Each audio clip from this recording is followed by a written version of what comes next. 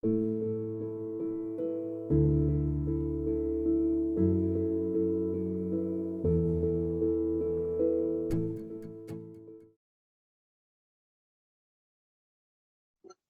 días para todos. Vamos a empezar el club de revista del día de hoy. Está a cargo del grupo del grupo de San Vicente.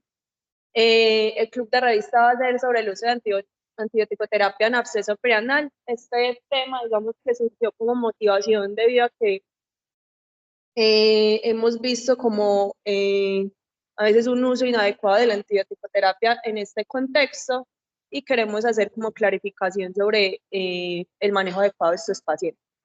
Agradecemos la asesoría del doctor Moreno, quien fue nuestro colaborador con este club de revista. Vamos a empezar con una introducción corta y vamos a revisar 3 artículos al respecto. El primero, que es un absceso perianal. Los abscesos perianales es perirectal o perianal, a la oclusión de las glándulas o glándulas anales, que se ocluyen, se llenan de moco y estas cosas lo infectan. No contamos con una epidemiología local a nivel Colombia. Nos toca remitirnos pues, a los estudios internacionales, donde vemos que hay una incidencia aproximada de 2 a 1 hombres, o más frecuente en hombres, 2 a 1 veces. En Estados Unidos tiene una incidencia de 2 pacientes cada 10.000 habitantes, por lo que vemos que no es una patología muy frecuente. Dentro de sus principales causas, la principal de todas está la causa criptoglandular. Sin embargo, otras causas como el traumatismo interrectal penetrante, la enfermedad inflamatoria intestinal, principalmente la enfermedad de Crohn, el cáncer, la lesión por radiación, infecciones como tuberculosis, y dentro de las bacterias más frecuentes está el Staphylococcus aureus, la Klebsiella y la E. coli. Otras causas serían dadas por Streptococcus, Proteus y bacterioides. La localización más frecuente de las bacterias se da a nivel precisamente perianal. Del 40 al casi 50% de las causas están localizadas en esta área. Otros sitios frecuentes sería el absceso isquiorrectal, con un 20 o un 25%, el absceso interesfinteriano del 35%, y menor al 5% los abscesos localizados en el supralevador del ano. Dentro de las complicaciones más frecuentes, la recidiva del absceso y las fístulas perianales. Entonces nos generamos esta pregunta pico, que es pacientes con absceso perianal, drenado quirúrgicamente y sometidos a tratamiento antibiótico, tienen un menor riesgo de recurrencia. Como hipótesis alterna, los pacientes con absceso perianal drenado quirúrgicamente no requieren terapia antibiótica adicional. Esta es la que vamos a comenzar como a debatir. Hicimos una búsqueda en PubMed, donde utilizamos los términos absceso perianal y antibióticos, encontrando 211 artículos entre 1996 y el 2024. De esos, seleccionamos 3 artículos que nos llamaron más la atención. Vamos a comenzar por el primero. El primero se denomina el uso rutinario de cultivos y terapia antibiótica postquirúrgica en los abscesos perianales no complicados. Esta terapia es innecesaria. Este fue un artículo a la cabeza de Isaac Sion, un cirujano colorectal del Hospital General de Changi en Singapur, un hospital de tercer nivel de complejidad. Un estudio retrospectivo publicado en el 2014 en la revista de Australia y Nueva Zelanda, el Journal de Nueva Zelanda y Australia, y en el Asian Journal of Surgery. En este sesgo se seleccionaron 207 pacientes que ingresaron a la institución entre enero y diciembre del 2011, un diagnóstico de absceso perianal.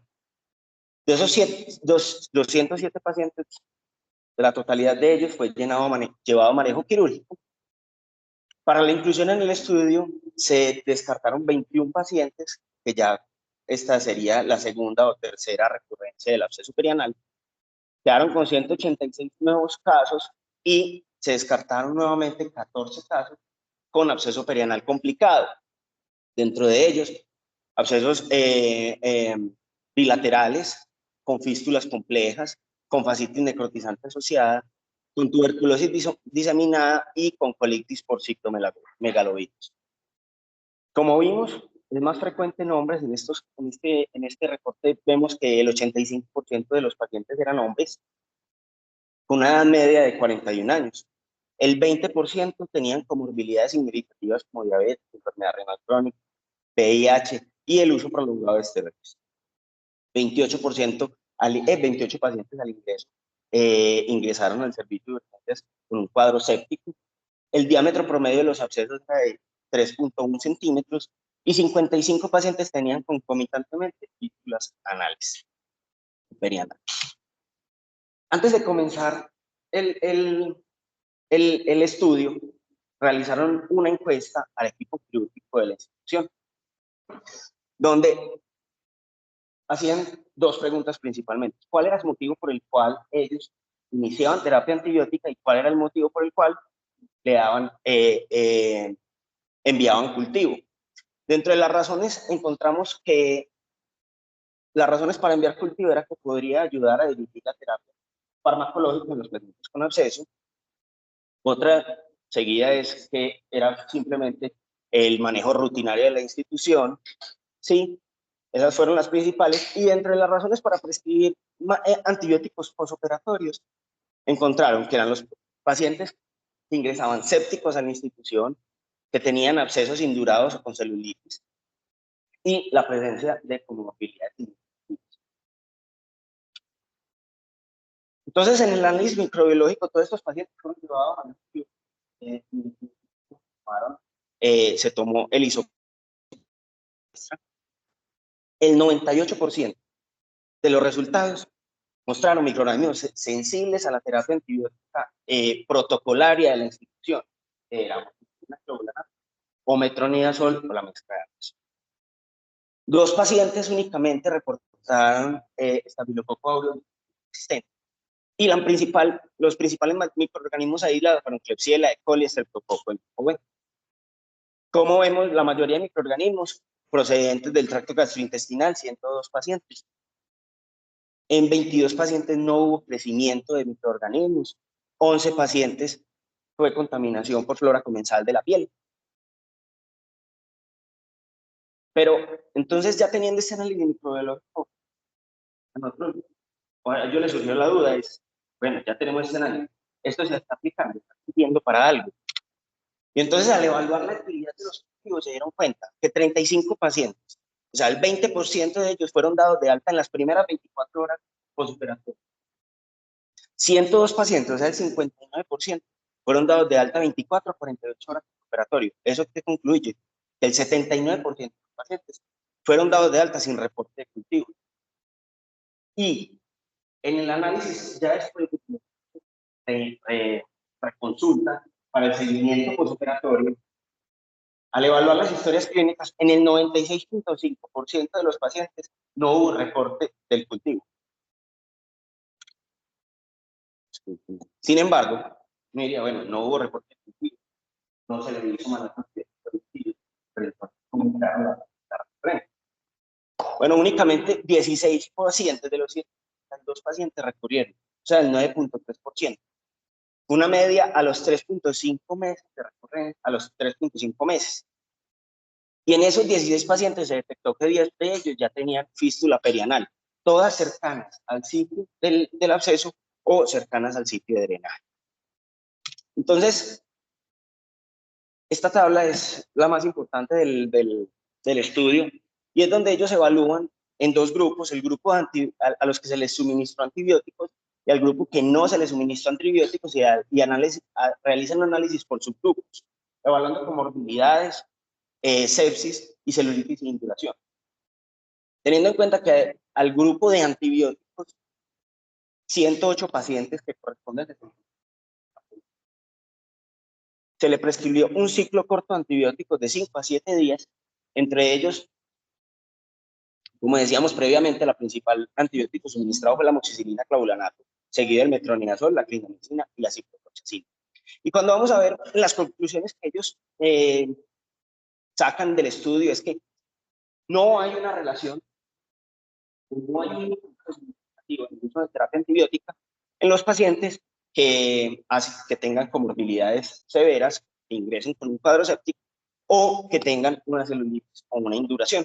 Sin embargo, cuando nosotros nos vamos a la tabla y la vemos con detenimiento, vemos que en los pacientes a los que se les suministró antibiótico que estaban en un cuadro séptico, presentaron una tasa de recurrencia del 6.1% versus un 13.3%.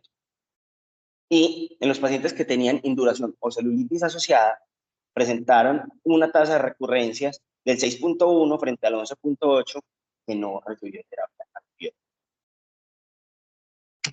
Es por eso que con este estudio ellos concluyen que definitivamente no, la terapia antibiótica no impacta en el pronóstico del paciente, ¿sí? Ya que generalmente los pacientes son dados de alta, al momento son dados de alta sin hacer una terapia dirigida. Los microorganismos generalmente aislados son sensibles a la terapia antibiótica y que la toma de cultivos intraoperatorios tampoco impacta en el pronóstico. Sin embargo, este estudio tiene muchas limitaciones.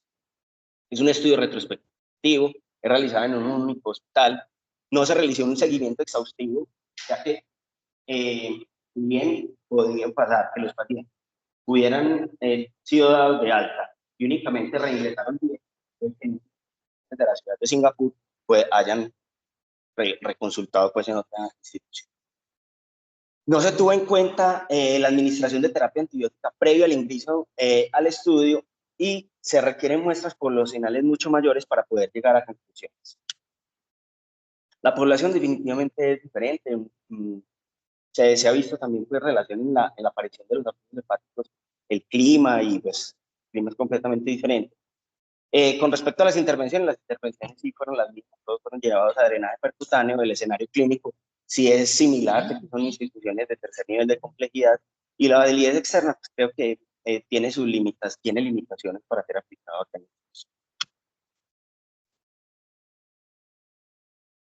Bueno, el siguiente artículo es un artículo que se publicó en el 2019 en el American Journal de Cirugía. Es un artículo que se realizó por un cirujano, Valentín Mocanu, que su principal sitio de práctica pues, es Canadá, Alberta, la Universidad de Alberta. Y es un artículo que es una revisión sistemática y un metanálisis sobre el uso de antibiótico-terapia en pacientes con absceso perianal que eran llevados a drenaje quirúrgico y un seguimiento de la aparición de recidiva y de fístula perianal posteriormente. Entonces, en la introducción que ellos hacen respecto al artículo es que pues, el principal objetivo de estos pacientes de ser llevados a cirugía es el control de la sepsis y el drenaje quirúrgico de los abscesos, y que hay una epidemiología respecto a la recurrencia de la aparición de fístulas que realmente es muy variable. Algunos artículos hablan del 10 al 25, 30%, en este hablan, por ejemplo, del 5 al 83%, y que fisiopatológicamente, digamos que está explicado, o la teoría es que puede haber un drenaje. Pues la primera opción es que haya un drenaje inadecuado de ese absceso, la segunda es que haya una alta carga bacteriana pues, que permita que haya una recidiva temprana, y la etiología también influye claramente en la recidiva.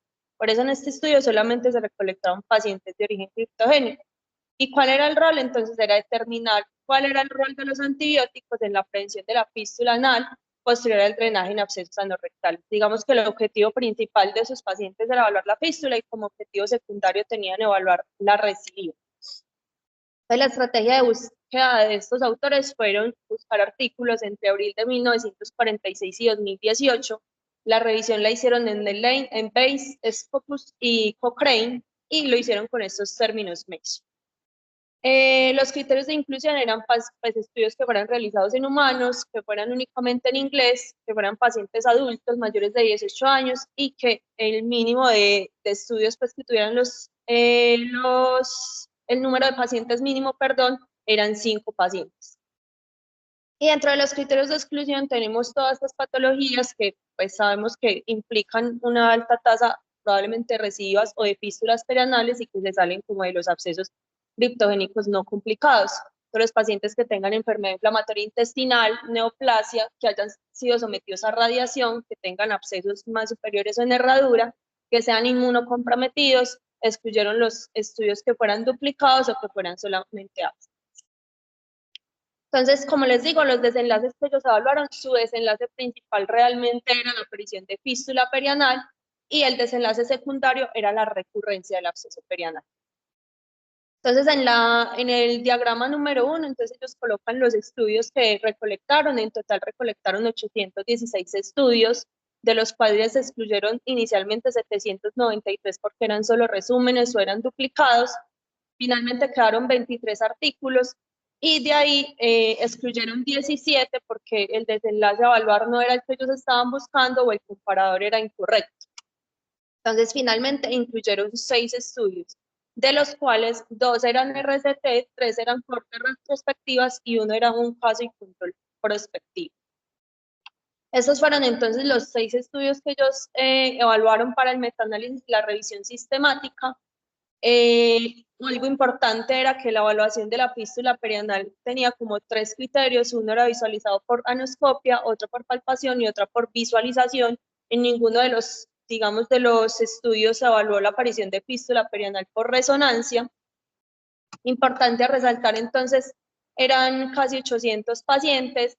El régimen antibiótico pues fue variable en todos los estudios, pero principalmente estaba basado en amoxicilina clavulanato o en ciprofloxacina metronidazol. El tiempo de terapia antibiótica fue alrededor de 5 a 10 días y el seguimiento, que es muy importante para evaluar estos dos desenlaces, fue de 3 y el más prolongado fue de 30 meses, o sea, fue un tiempo bastante largo. Finalmente, entonces, pacientes, el promedio de edad fue más o menos de 40 años y ellos encontraron que la aparición de fístulas perianal fue más o menos del 16% en los pacientes que recibían terapia antibiótica versus 24% de los pacientes que no recibían ningún tipo de terapia. Y eso siendo, pues no siendo estadísticamente significativo. Cuando ellos llevaron esto al metaanálisis, realmente solamente pudieron incluir en el metaanálisis 3 artículos de los 6 artículos que les mencioné. Como vemos, tener una heterogeneidad muy alta. Este artículo inclusive se va al otro lado del forest plot, la heterogeneidad del 88%. Sin embargo, pues cuando hacen el análisis, hay un aparente beneficio en el uso de antibióticos en la reducción de la fístula perianal, pero como les digo, fueron estudios muy variables. Miren que este estudio se sale completamente del diagrama y solamente incluyeron 3 estudios para el metaanálisis. Cuando hablamos de la recurrencia, solamente pudo ser evaluado en 2 de los estudios de los 6 estudios que incluyeron en esta revisión sistemática y metaanálisis. La tasa de recurrencia en los pacientes que eran llevados a manejo antibiótico era del 0 al 11% a un año de seguimiento, versus los pacientes que no recibían manejo antibiótico, que era muy similar realmente, del 0 al 13%. Y en estos 2 artículos, pues digamos por la disponibilidad de información, no pudieron realizar ningún metaanálisis. Entonces, como en total tenemos 817 pacientes, 358 fueron llevados, no se les realizó terapia antibiótica, 459 recibieron antibiótico, el promedio de edad fue de 40 años, la mayoría de los pacientes fueron pacientes masculinos, 80% de seguimiento promedio, entonces fue 30 meses. La mayoría de los abscesos fueron perianales y el curso de antibiótico fue de 5 a 10 días. ¿Ellos qué encontraron entonces? Obviamente hay varios sesgos de selección respecto a que casi todos los estudios fueron retrospectivos, únicamente uno de los estudios fue prospectivo. Las variables demográficas de estos pacientes no estaban disponibles y esto es importante, como lo mencionaba Leonardo al principio, respecto a las comorbilidades que tengan los pacientes, si ingresan sépticos, si son pacientes inmunosuprimidos, el origen del absceso perianal o la etiología, y eso va a variar en la respuesta que tengan esos manejos a la terapia antibiótica o no. Respecto a los pacientes que se llevaban a manejo antibiótico, entonces puede haber un sesgo respecto a que esos pacientes pueden tener abscesos más grandes, ser complicados o tener múltiples comorbilidades. Como les dije, no estaban descritas las comorbilidades, ahí solo lo describían que estaba mencionado en un artículo y que el promedio de pacientes diabéticos era alrededor del 30%, pero todas estas comorbilidades hacen que esos pacientes tengan una tendencia a recibir mayor manejo antibiótico. La duración de la terapia y el esquema de antibiótico vemos entonces que no era, digamos, similar en todos los estudios, y que el seguimiento es muy importante porque si hay un seguimiento muy corto, menor de 3 meses, la posibilidad de que yo detecte fístulas perianales o recidivas es menor, y la aparición de estas complicaciones se da principalmente después de los 3 meses, alrededor del 75%. Y como les dije previamente, la heterogeneidad de los estudios pues no permite hacer como una conclusión firme de que realmente el uso de antibióticos sí disminuye la recidiva y la tasa de fístulas perianales. Respecto al análisis crítico de este artículo, entonces tenemos una alta heterogeneidad del 88%, que es muy alta. La evaluación de los sesgos, realmente ellos sí hicieron un análisis crítico de los sesgos que presentaban en los estudios, lo hicieron por Cochrane y por Minor para los estudios retrospectivos, y ellos declaran que todos los estudios tienen un alto riesgo de sesgos.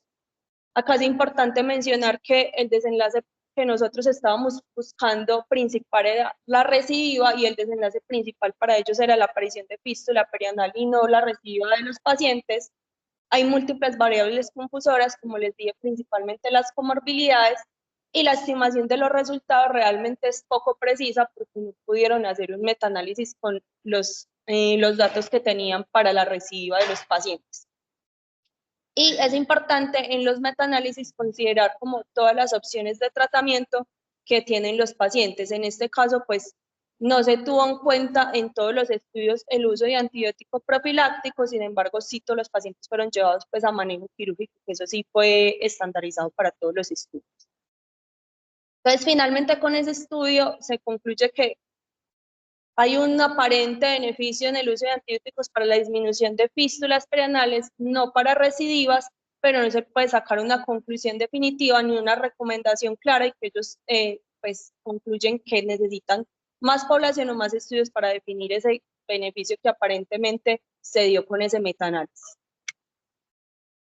El tercer artículo es un artículo que se publicó muy recientemente, en mayo del 2024, en la revista de Colon y Recto, y era también el uso de tratamiento a pacientes que tenían abscesos perianales que eran llevados a manejo quirúrgico de origen criptogénico, y si eso tenía alguna influencia en la tasa de fístulas perianales y la recurrencia del absceso. Es un RCT prospectivo, pero es con un cegamiento, sí. Este estudio se hizo en Israel por un cirujano pues como de un tercer nivel. Entonces, digamos, la misma introducción y el mismo objetivo que ellos tenían era si había un drenaje inadecuado de esos abscesos, podía haber reaparición, inflamación crónica y aparición de fístulas. Y la otra explicación fisiopatológica que ellos daban era si había una alta carga bacteriana y queríamos reducirla con el uso de antibióticos, eso podía disminuir la residuo y la prevención de la aparición de fístulas perianales. Entonces, el objetivo principal era la influencia del antibiótico postoperatorio en la aparición de fístulas y recurrencia del absceso en pacientes que eran llevados a drenaje quirúrgico de abscesos perianales de origen criptogénico. ¿Cuáles fueron los métodos? Entonces, el criterio de inclusión eran pacientes adultos mayores de 18 años, llevados todos a drenaje quirúrgico de absceso perianal, y tenemos todos estos criterios de exclusión, que eran pacientes que tuvieran celulitis extensa alrededor del absceso, que fueran inmunosuprimidos, que fueran abscesos recurrentes, es decir, que no fuera el primer episodio de absceso, que ya tuvieran una fístula perianal diagnosticada, que tuvieran, que el absceso pues fuera secundario a malignidad, que hubieran tenido radiación, enfermedad inflamatoria intestinal, la alergia pues al antibiótico que ellos iban a usar, y las pacientes embarazadas.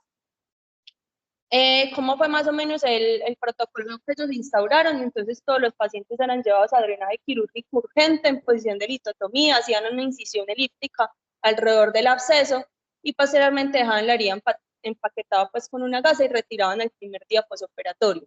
A todos los pacientes les dieron antibiótico profiláctico. El antibiótico profiláctico fue cefasolina 2 gramos, y lo que hacían después de retirar la mecha es que le indicaban al paciente que cada que tuviera alguna descarga de secreción purulenta hiciera pues como un lavado diario de la herida, las veces que fuera necesario.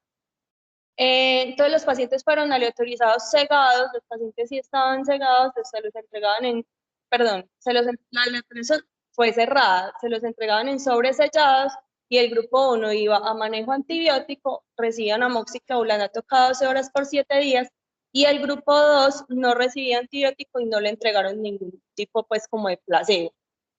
El que estaba cegado era el cirujano que hacía el seguimiento, que era un cirujano colorectal, que hacía un seguimiento clínico presencial a las 2 semanas, a los 4 meses y al año pues, de ingreso del paciente al estudio. A los 6 meses adicionalmente hacían como una llamada telefónica y evaluaban si el paciente tenía algún tipo de síntoma, dolor, malestar, alguna descarga y si había pues una respuesta positiva, también lo citaban como a valoración presencial. Entonces, fue como el diagrama de flujo que ellos sacaron. Los pacientes lo recolectaron de octubre de 2020 a mayo de 2022. En total incluyeron inicialmente 275 pacientes, 132 fueron excluidos porque no cumplieron los criterios de inclusión y 41 pues desistieron como de ingresar al estudio. Finalmente, aleatorizaron 102 pacientes, que fue lo que ellos calcularon en su tasa de poder con el 80%, necesitaban mínimo 100 pacientes para que esto fuera estadísticamente significativo. En el grupo 1, que era el grupo de manejo antibiótico, quedaron 54 pacientes y en el grupo 2 quedaron 48 pacientes.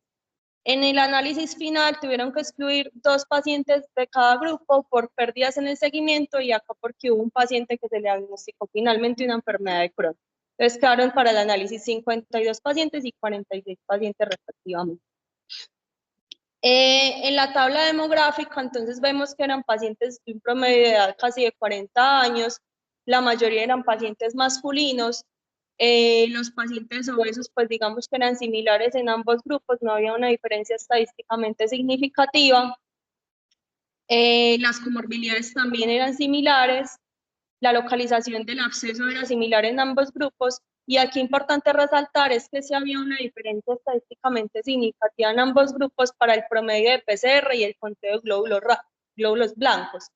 Los pacientes que tenían una PCR, pues casualmente los que tenían PCR más alta o un conteo de leucos mayor, tenían una tendencia a estar en el grupo 1, que eran los pacientes que recibían manejo antibiótico, y esto es importante. Entonces, en el seguimiento, acuérdense que el seguimiento se hizo en total a 1 año, ellos encontraron un diagnóstico de fístulas perianales del 26%, en total fueron 16 pacientes en el grupo 1 y 10 pacientes en el grupo 2, sin una diferencia realmente estadísticamente significativa con una P de 0.36, pero ellos no hicieron un análisis con hazard ratio ni OR. Y la recurrencia del absceso fueron 4 pacientes en el grupo 1, que recuerden que era el que recibía antibiótico, y 5 pacientes en el grupo 2 con una tasa del 9%, con una P que tampoco fue estadísticamente significativa de 0.73. Ellos entonces en la discusión, pues amerita como resaltar la selección de antibióticos, y ellos dicen, si bien pues la sensibilidad como de los gérmenes más frecuentemente aislados, que son del tracto gastrointestinal, es buena, amoxiclaulanato, pues no, según las estadísticas que tenían poblacionales, digamos, no había un estudio juicioso de la resistencia que había en esa zona donde se realizó el estudio. Discuten sobre la fisiopatología, que realmente entonces, si fisiopatológicamente el absceso perianal se da por la obstrucción de una cripta, pues realmente no tendría ninguna influencia como la carga bacteriana que tuvieran esos pacientes, y por eso el uso de antibiótico, pues digamos, no estaría justificado. Lo otro es que la penetrancia del antibiótico a esa zona, principalmente en abscesos que sean drenados ya o que tengan algún trayecto fistuloso, es muy mínima, y entonces eso tampoco influenciaría como en la tasa de recidivas o de fístulas, y que realmente ellos no hicieron un análisis por subgrupo respecto a la localización del absceso, que sabemos que si es un absceso que se sale de la zona perianal, pues va a ser de más difícil manejo y mayor complejidad, y también la aparición de fístula de esos abscesos va a ser diferente. Entonces, finalmente ellos concluyen que el resultado de este estudio pues no apoya el uso de antibióticos para evitar fístulas y recurrencias, y que no hay ninguna diferencia al año de seguimiento, que es, digamos, suficiente para evaluar la aparición de fístulas o recidivas en estos pacientes. Respecto al análisis crítico de este estudio, entonces fueron pacientes que fueron aleatorizados juiciosamente, fue una aleatorización cegada. Respecto al cegamiento, pues si bien los pacientes no fueron cegados como al manejo que se les dio, digamos que el cirujano que hacía el seguimiento sí fue cegado, y en este sentido es como el más importante, porque tener un efecto placebo en esto, pues digamos que es poco probable. Las poblaciones de ambos grupos fueron muy similares, sin embargo hay que tener en cuenta lo que les decía de la diferencia respecto a la PCR, que esos pacientes posiblemente eran más enfermos que los del grupo 2, sin embargo, pues finalmente los resultados no fueron diferentes. Y respecto al análisis de resultados, ellos solamente utilizaron como una P estadística sin hacer como un hazard ratio juicioso de la diferencia estadística y la estimación real de esos resultados. Respecto a la validez interna, lo mismo, faltó como precisión en los resultados respecto a eso. Y la validez externa, digamos que eran pacientes similares a la población que tenemos nosotros, un promedio de 40 años, masculinos, la mayoría eran abscesos perianales, y acá la dificultad, digamos, mayor sería como el seguimiento, que acá, pues, digamos, por el sistema de salud es difícil hacer un seguimiento a un año de estos pacientes. ¿Qué dicen las guías entonces sobre el manejo como antibiótico? Y es basado básicamente en casi estos estudios, excepto el último, pues que es el más reciente. Con esos estudios previos se había concluido, como en las guías que tenemos para el manejo de absceso perianal, que los pacientes que tengan una celulitis extensa alrededor del absceso, que lleguen sépticos o que tengan una respuesta inflamatoria sistémica muy elevada o que tengan algún tipo de inmunosupresión, son los que se benefician de manejo antibiótico posterior al drenaje, porque tienen mayor riesgo, pues, de hacer una sepsis, hacer complicaciones adicionales, y que con solo el drenaje quirúrgico pues no es suficiente. Sin embargo, los pacientes que tengan un absceso que no sea complicado, que no cumpla ninguno de estos tres criterios, sería suficiente solamente con hacer un drenaje quirúrgico y dar pues como el antibiótico únicamente profiláctico, y no extender una terapia antibiótica de 5 o 7 días adicional. Entonces, como conclusiones, finalmente no hay realmente ningún beneficio con los estudios que tenemos de hacer un manejo antibiótico prolongado después de un drenaje quirúrgico juicioso de un absceso perianal. No impacta en la tasa de fístulas que tengamos o en la recidiva del absceso, que tenemos estas tres indicaciones como muy claras y para dar manejo antibiótico adicional, y que esto está basado también en el uso indiscriminado de antibióticos y en la tasa que podamos tener de efectos adversos, de colitis posteriormente y de resistencia a los antibióticos, que es pues cada vez mayor, ¿cierto? Esto era lo que les traíamos como para el día de hoy. Dudas, comentarios del auditorio virtual y presencial.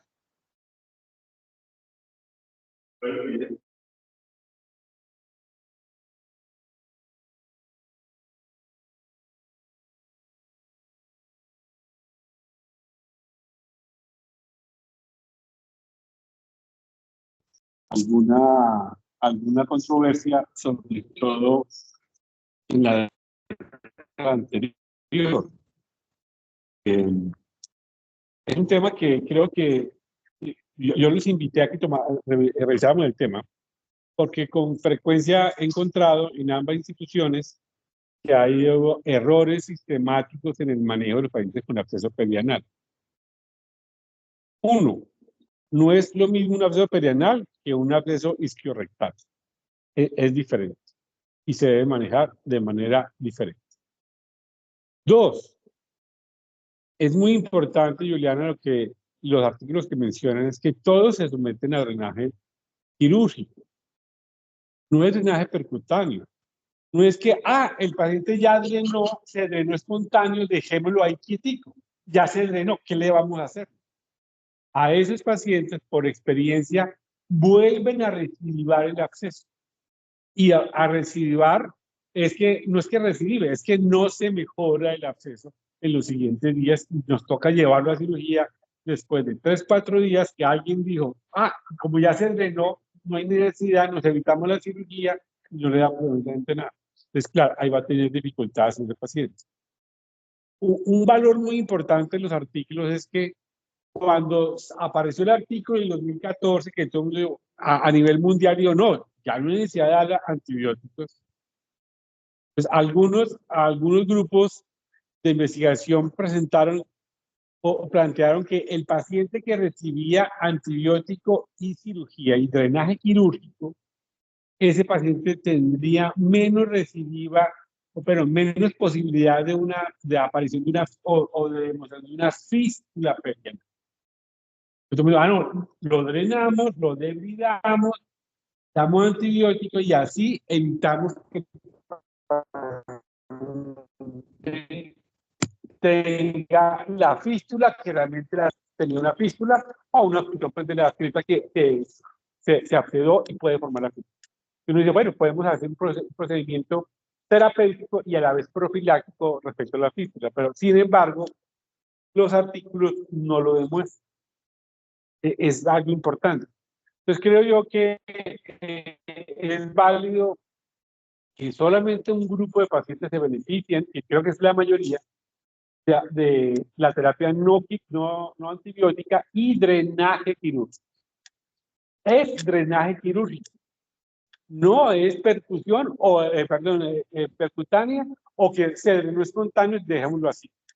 Y lo otro es la resonancia.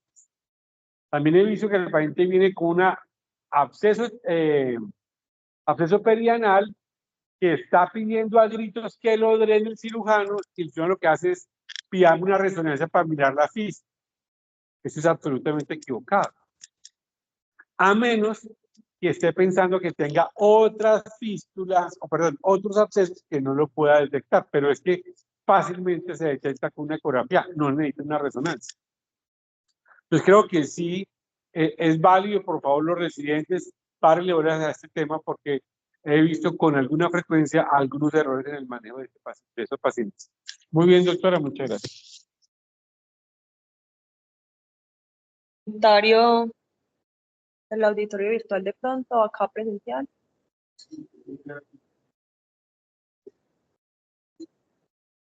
¿Qué fue primero, el huevo o la gallina? Se lo voy a decir por dos motivos. Uno, en la medida de que usted tenga un paciente con una fístula que debuta con un absceso perianal, obvio, estoy totalmente de acuerdo con el doctor Moreno, hay que drenarlo quirúrgicamente a menos que sea pura celulitis. Y en tal caso usted tiene que estar pensando eso en un proceso necrotizante.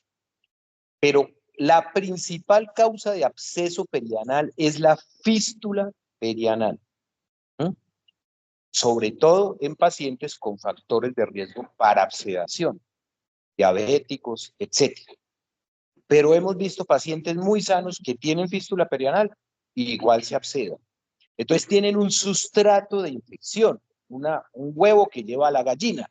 En la medida, usted drena el absceso, le pone los antibióticos, se hace amerita, pero ese paciente también se nos está escapando en el proceso protocolario de descartarle por qué se abscedó.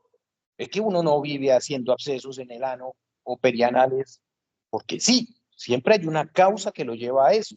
A esos pacientes, una vez se apague el fuego, se enfríe el proceso, necesitan una rectosigmoidoscopia y o incluso una resonancia, porque es la única que le va a permitir, primero, decirle si hay fístula perianal, y segundo, clasificarla si es simple o compleja, para ver si usted se puede meter ahí como cirujano general o mejor lo maneja un coloproctólogo.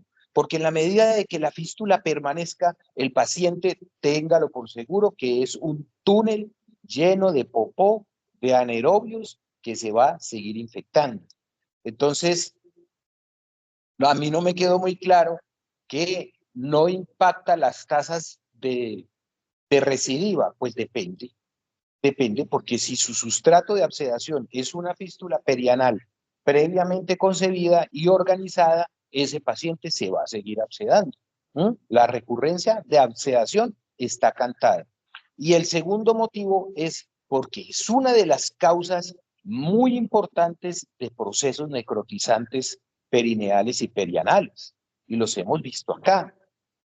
Acá hasta hace menos de 2 años hubo un paciente que necesitó colostomía porque hizo una fascitis necrotizante perianal y perineal y escrotal. Y en algún momento, en algún lavado, se corroboró que era por una fístula perianal, tanto que se evidenció el orificio externo y el orificio interno. Se cometió ahí una omisión y fue no canalizarlo de una vez con un cetón o con un Beselup, que hubiera sido eso. Ya voy con otro pasito importante. Bueno, finalmente el paciente salió de la sepsis, no se murió, paciente con un índice de masa corporal que no cabía en la camilla, se fue para su casa y se fue colostomizado, con el diagnóstico de fístula perianal. Y en otra institución llegó y lo primero que hicieron fue cerrarle la colostomía. Hicieron caso omiso de la fístula perianal. Entonces aquí voy. ¿Qué le pasó al paciente? Meses después se abscedó, consultó donde le cerraron la colostomía y murió. De nuevo, otra fascitis necrotizante. Esa historia tiene 1 año, 8 meses, casi 2 años. ¿Ya? ¿Qué les propongo yo? Si se puede hacer y tiene los medios y algo de experiencia, porque no necesita una vasta experiencia. Si usted tiene un absceso perianal, usted tiene que pensar que de base, hasta que se demuestre lo contrario, no tomarles resonancia en caliente, porque eso no tiene sentido. Usted va a ver el absceso y no ve la fístula y perdió la resonancia. Drene el absceso, pero si usted es capaz de hacer una anoscopia, una rectoscopia intraoperatoria, o drenando el absceso, usted es capaz de comunicar el orificio externo con el interno, porque corroboró que hay una fístula. Hombre, esto es por una fístula. Pásele un Beselup con unos dilatadores, ¿cierto? Con una pinza, canalice, comunique el orificio interno con el externo, porque eso va a evitar casi que a cero la reabscedación de ese paciente. Y no solamente que ya se lo entrega al coloproctólogo canalizado y dice, hágale que ya está en frío. Él ya decidirá qué le hace, ¿cierto? Pero ojo con las fístulas, que eso es una de las principales causas de absceso perianal. Hay que tumbar la infección con drenaje quirúrgico, hacer posteriormente la tomografía para ver si la tiene simple o compleja, y si intraoperatoriamente usted la puede pasarle un cetón con un Beselup, hágalo de una vez.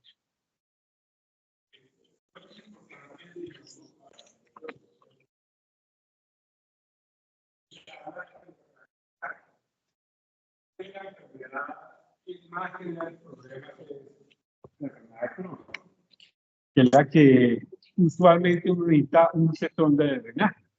Es pasar el